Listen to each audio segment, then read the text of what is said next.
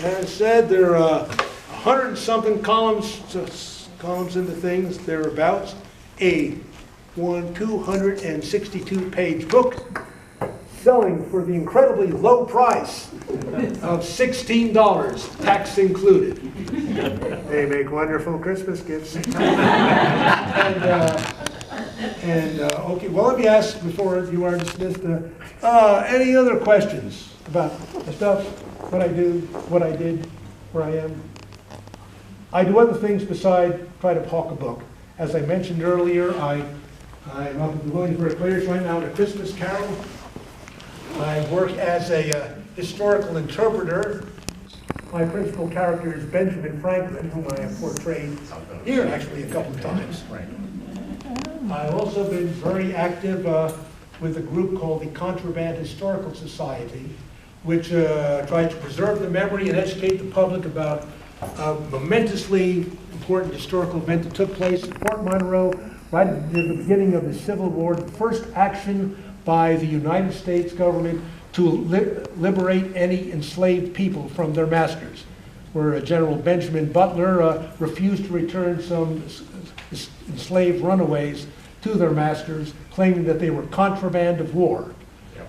And that started the ball rolling with enslaved people rushing to sanctuary from the United States Army and the Confiscation Act and the establishment of the United States Colored Troops and the Emancipation and the 13th Amendment. And it all began at Fort Monroe. And at least once every year, I'm down there at Fort Monroe where I portray General Benjamin Butler, and I was active with the presentations there, and I took part in the Living History program at last August's commemoration of the 1619 arrival of the first Africans to English America at what is now Fort Monroe.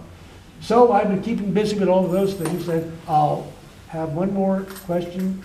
Any sort? Yes. And did you leave out your portrayal of a character at the Mariners Museum? Oh yes, well that was just the one that was just film thing. So but isn't it still? That is correct. It's still there. If you go to the Monitor Center at the Mariners Museum, you will see that they have all these video portrayals of various historical characters who were involved in the Monitor in Virginia story. And I am the chap who is portraying John Erickson, the designer of the Monitor. Okay, very nice. I think I did a good job, except when I go back and listen to myself, I say, gee, that accent I'm using sounds more Russian than Scottish. But I did my best. Oh, thank you for pointing that out. Well, if that is all, if any of you are so inclined, my lovely female assistant, whom I'm married to, is back there with a bunch of the books, and you can read ones I've read and many, many others, which I do hope you'll find amusing, because several readers have told me over the years that they did. I want to thank you very much for coming out and listening to me. We fill almost every seat. Isn't that nice? Yeah. And so thank you for coming out and listening, and all of you have a Merry, Merry Christmas or whatever holiday. God bless. God bless everyone.